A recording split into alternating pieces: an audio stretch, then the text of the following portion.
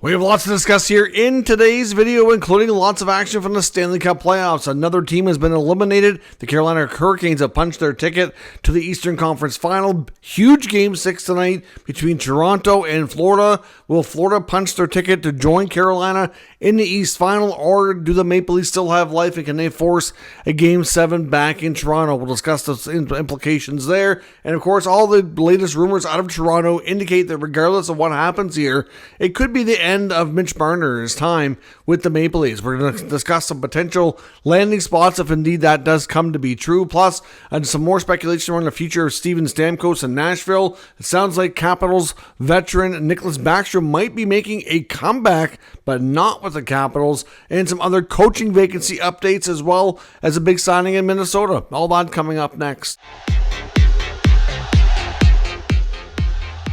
So welcome back to another video here at Top Shelf Hockey. As I mentioned, we have lots to discuss here in tonight's video. Let's start first with the action around the Stanley Cup playoffs. Of course, last night we saw another team go out. Another team punch their ticket to the Eastern Conference Final. So the Washington Capitals, the top team in the East during the regular season, are officially eliminated. We're now down, of course, to 6 teams. Carolina punched their ticket to the East Final. Edmonton's already punched their ticket to the Western Final, and now we await the Toronto, Florida, and Dallas, Winnipeg series to be wrapped up. Last night saw a pretty tight game for the most part. Both teams were defensively responsible and very careful, you could say. Ended up for a large chunk of the game, there was a 1-1 score. And then Andrei Svechnikov scored with around 2 minutes or so left from a kind of a sharp angle. I don't think Logan Thompson was expecting a shot.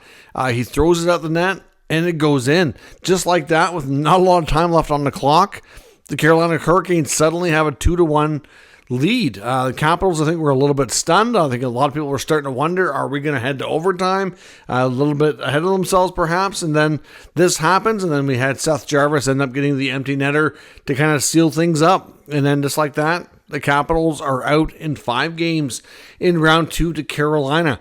So obviously the Capitals only scored 7 goals in those 5 games. They could not get their offense going between the steady PK, the defense structure, the steady forecheck from the Carolina Hurricanes.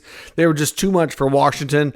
And I do wonder, I think, Washington does have some good younger players on that team, but some of their main players are a little bit older, and I wonder if the grind of the playoffs was kind of starting to wear them down. But not to take any disrespect from the Carolina Hurricanes, because they were clearly the better team, and they just kind of smothered them. It wouldn't allow them to get anything going at all. Logan Thompson was pretty good for them, but unfortunately not quite good enough to steal it, as the Capitals just couldn't get any run support for him. So the Capitals bow out in 5 games. Of course, we saw the Winnipeg Jets stay alive and force Game 6, had a 4-0 shutout victory from Connor Hellebuyck on home ice last night.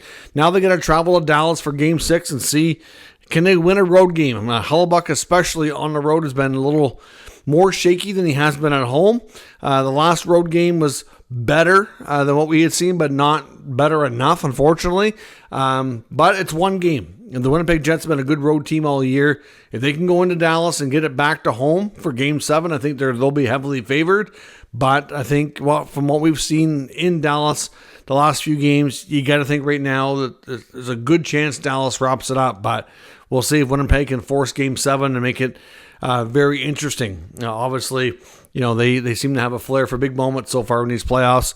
Can they find themselves another one here? And of course, the big Game 6 tonight in Florida, with the Toronto Maple Leafs visiting the Florida Panthers, trying to see if they can get it back home for Game 7. The Game 5 in Toronto was, like we've been heavily discussed here, not only here but everywhere. It was a big-time embarrassment for the Maple Leafs. It's one of the worst performances we've seen from these core players in a long, long time.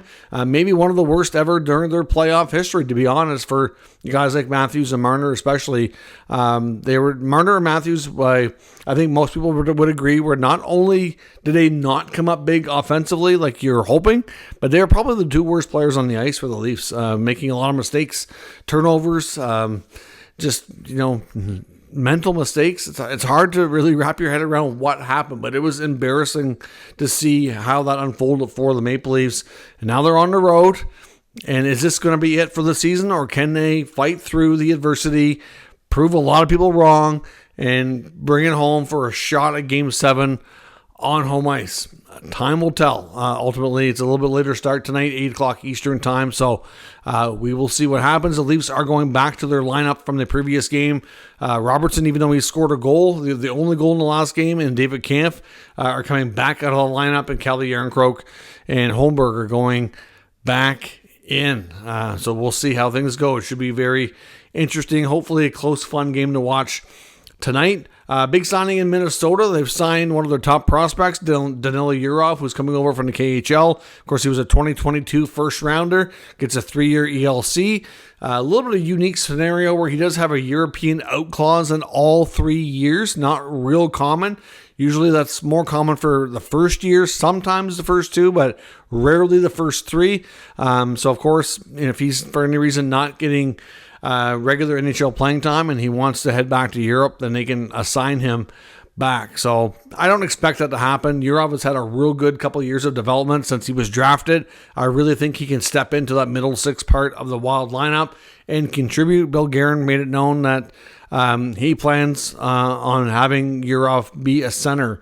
So lots of speculation about what that could mean for Marco Rossi. Clearly, lots of speculation about the future of Rossi. Having another young centerman come in might make them more likely to get that done if they do want to trade him, but keeping him wouldn't be terrible either. To have guys like, Eriksson Ek and Yurov and Rossi down the middle is not a bad trio. So we'll see what happens, but at the end of the day, Yurov signed, and he's been a real good prospect that's been developing. Should be an extra piece for Minnesota next year. So all good in that sense. What it means for Rossi, only time will tell. We also got word today that a NHL veteran is making his return to hockey, and that's Washington Capitals centerman Nicholas Backstrom. The only issue is that it's not going to be with the Washington Capitals. He's actually signing or expected to at least, a 1-year deal to play in Sweden. So he's not returning to the NHL. His contract is fully expired. He's expected to sign a 1-year deal in Sweden with, I think it's pronounced Brynäs. That's the team he played for when he was much younger, before he made his way to the NHL. The expectation that he may not play every single game the first half of the year is probably going to be a gradual thing where maybe he plays every other game or something, kind of ease his way in. But of course, obviously he wants a scenario where he can have a little bit more flexibility and not be expected to play every game big minutes, because clearly when he tried to make his return to the NHL and the grind of it all, it was a little bit too much for the hip. So we'll see how everything goes for him over in Sweden. Another piece of Capitals news as well, as they have also signed defensive prospect Ryan Chesley to his 3-year entry-level contract today as well. Some coaching vacancy updates courtesy of Elliotte Friedman. It sounds like one of the leading contenders, maybe even the most leading contender in Chicago, just very well might be former Red Wings bench boss Jeff Blashill. Of course, he was behind the bench for the Red Wings through a large chunk of their rebuild. He spent the last 3 seasons being an assistant to John Cooper. Obviously, Cooper is one of the most successful, most respected coaches in today's game, longest tenured. So certainly I'm sure that he's learned a ton from him over the past few years. A lot of people think that Blashill could be a classic case of a coach being a lot better the second time around. No guarantee he's the guy, but all indications point to the fact that he appears to be the leading contender. We've seen and heard Jay Woodcroft's name being in there as well, but most of the attention seems to be on Blashill. So my gut says that's probably where they're leaning towards. Elliott also confirms that Boston has interviewed upwards of about 15 candidates, which is kind of crazy, including the 2 that I just mentioned for Chicago. Blashill and Woodcroft are on their radar as well as Jay Leach, Marco Sturm, Jeff Halpern, Mitch Love, to name a few others. So we'll see where that goes. And in Pittsburgh, of course, we already mentioned that they had some interest in an interview to talk to DJ Smith, of the formerly head coach of the Ottawa Senators, the current assistant coach in Los Angeles. They've also talked to Mitch Love, and they will kind of pick things up now that his season has finally come to an end. David Quinn's another name that's been in contact with Cal Dubas regarding that position, and Jay Woodcroft there too, I think. So lots of names out there. We'll see when we learn a little bit more on that front. Now, part of the speculation I want to take a look at here today for the offseason, there's the Andy Strickland of the Cam and Strick podcast, where Strickland's a well-connected NHL reporter. Main contacts appear to be in St. Louis, but he does have a lot of other things around the NHL that he has intel on. One of the things he talked about in a recent podcast episode was the future of Steven Stamkos with the Nashville Predators, and wondering if we could see one of those scenarios with Stamkos where maybe it's going to be challenging to move, right? We know Nashville is probably sitting there thinking, okay, we probably can't run this back. It was such a bad season. Maybe one of the two of the vets that we brought in needs to find a new home. Trading the contract is going to be challenging. And he wondered about the possibility if the Predators and Stamkos, who has made a ton of money in his career, could decide to mutually agree to terminate the contract. Now, we've seen things like that, like Brendan Saad in St. Louis, for example. Now, of course, that was a different case, where it was a much shorter term remaining on the contract.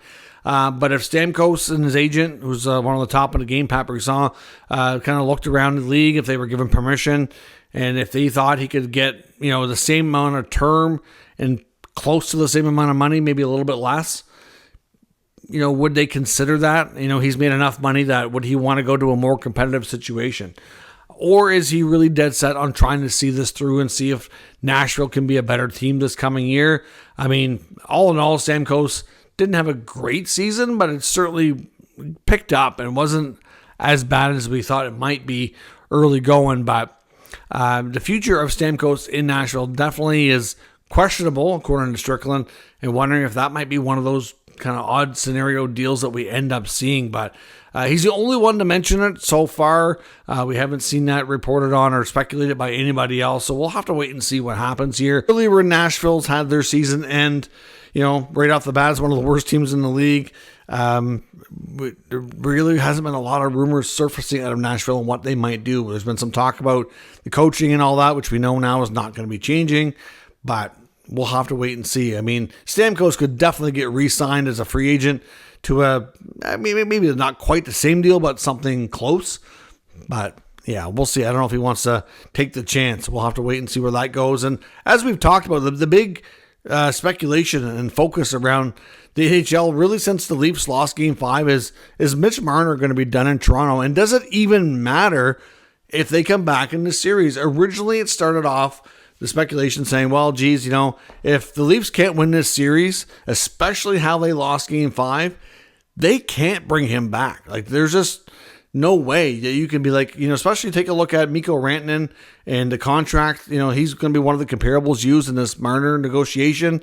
And if, they can't just give Marner 13.5 million where he hasn't come up big for the Leafs, whereas Rantanen is scoring, like Game 7 hat tricks. You know what I mean? Like, it's completely different scenario here, right? So, definitely a lot of talk about the future of Mitch Marner and whether or not he could even be brought back if they mess this up and they blow the series lead and lose the series. But after some other, updates from some reporters like Chris Johnson, it sure sounds like Marner is likely leaning towards getting a fresh start and maybe wanting to play somewhere else anyway. I mean, you have to think that, it's a high stress market to play in. He's obviously used to it, been there a long time.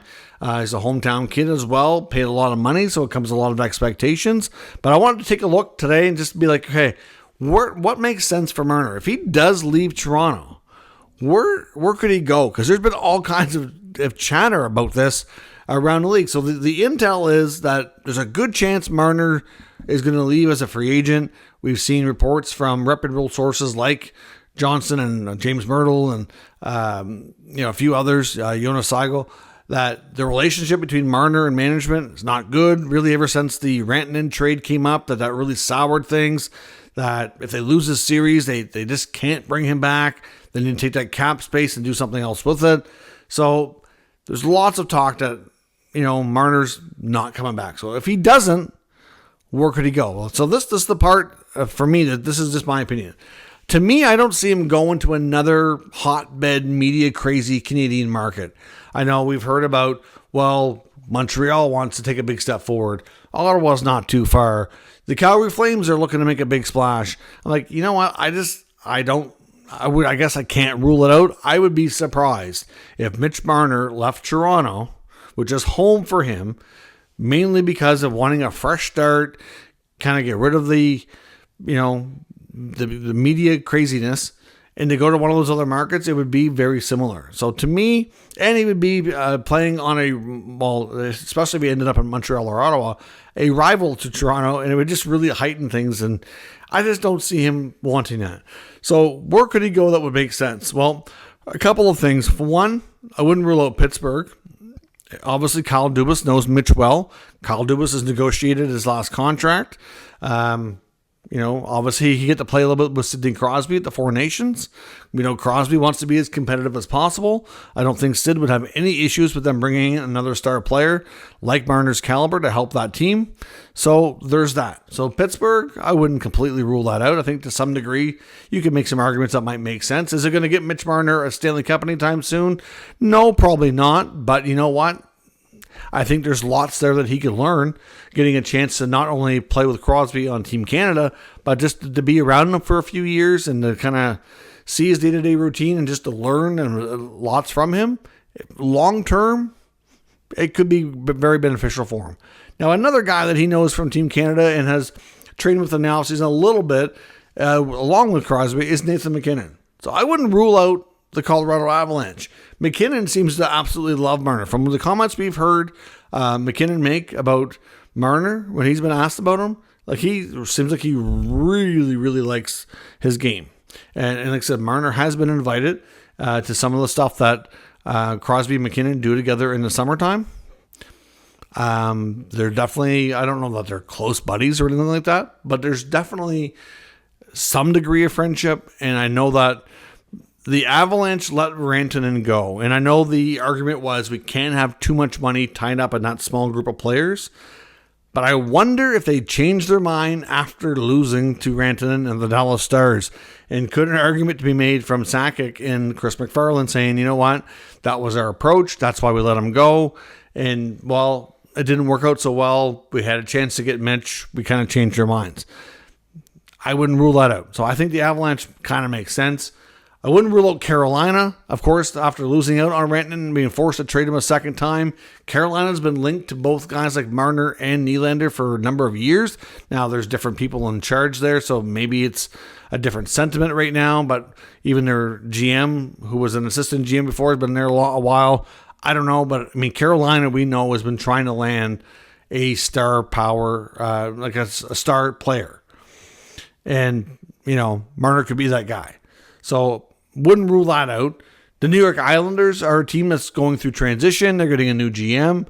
They're getting a new regime there. I mean, he's got the good relationship with Matt Martin. I know Martin's probably not going to play, but he still lives in the area. He could, Martin would very well be an ambassador, if you will, for that team. So I wouldn't completely rule that out. We don't think Lou's going to have anything to do with the Islanders, but there is a relationship there if he does have anything to do with it. What about Tampa? I know Tampa would have a tough time from a cap perspective. They'd have to make a move, sacrificing another big piece.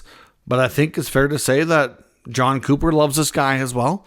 Another, getting on that Four Nation team, I think, might have opened a lot of eyes on how he can play with different players and whatnot.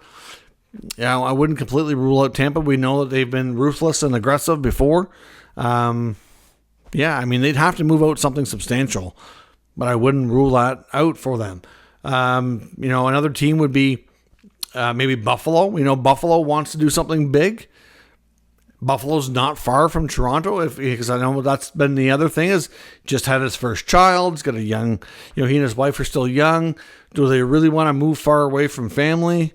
Being a hometown kid, they're probably ideally not in a perfect world. But if he thinks he's going to be able to relax more and have better, less stress and all that, there is other things to factor in here. But Buffalo's not far from home. So would that work? I don't know. Again, they'd probably have to make some changes, but hey, what team wouldn't be willing to make changes to get a star player in their team, right? I wouldn't rule that out either. To some degree, Seattle has been missing that star player to really drive the offense there. Again, they may have to be creative with how they do it. A player might have to get moved out. But again, since this franchise is coming to the NHL, They have not had that big superstar player. So, again, I'm not sure that they could do it. Would he want to go there? I don't know. But this, to me, another market that does make some sense. So, to me, like, really, if you think about it, that's a lot of options. Now, there's probably others that will jump in there and be offered to pay him. But, like that, like I said, and even Vegas has been reportedly, not happy about losing in the second round. They only have around $10 million in cap space, but the belief is that don't be surprised because they always seem to do aggressive type behavior in the offseason to bring in another top name to help them get back there. So, we saw them bring in Mark Stone. We saw them bring in Pietrangelo. They brought in Hurdle. Could they bring in Marner next to play with Jack Eichel? Like, you never know. Like I said, they'd have to figure things out from an accounting standpoint. From a cap perspective, it would be challenging. But, would they want to do it? Maybe. I'm not sure. It depends on how everybody feels about him, right? Because that's the knock on Mitch is that he's not able to produce in the big moments. But still, like between Vegas, Tampa, Pittsburgh, Colorado, Buffalo, Seattle, the Islanders, Carolina, that's 8 teams right there. And I know there'd be more, but that's just from me looking down, just looking at the teams. And then like, okay, that one makes sense. That one makes sense. I wouldn't rule out a team like Columbus, can go there, kind of live a quieter lifestyle. We know they're an up-and-coming team with a lot of young talent. Don Waddell would probably throw some money at Mitch, make things interesting. Obviously, there's a reason why Johnny Gaudreau went there. Sean Monahan. There's, obviously some good stuff going on there in Columbus. So, that's another team you could probably put in there as well. But, where is Mitch going to be?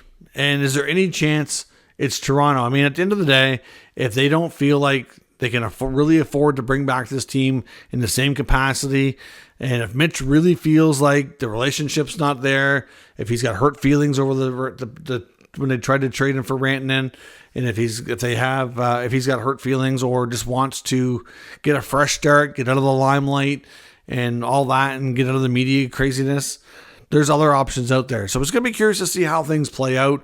Obviously, Game 6 may or may not have a big role in how this all goes. If the Leafs do lose, though, I suspect we're going to be talking a lot in the coming days about what are we going to see for changes, because that's going to be a big team to watch throughout the offseason. But if they do find a way to extend things, and if Matthews and Marner can have a big game, then that'll probably tone things down here for a little bit while we see what else they can do. So, but let me know your thoughts. Is Mitch Marner done in Toronto? And if not, where do you see him ending up? What is the most likely destination for Marner this summer? Let me know your thoughts in the comments. We'll discuss further. If you're new to the channel, of course, make sure you subscribe and stick around. We'll keep you up to date with the latest news, rumors, and analysis of all 32 NHL teams. Thanks for watching. I'll catch you next time.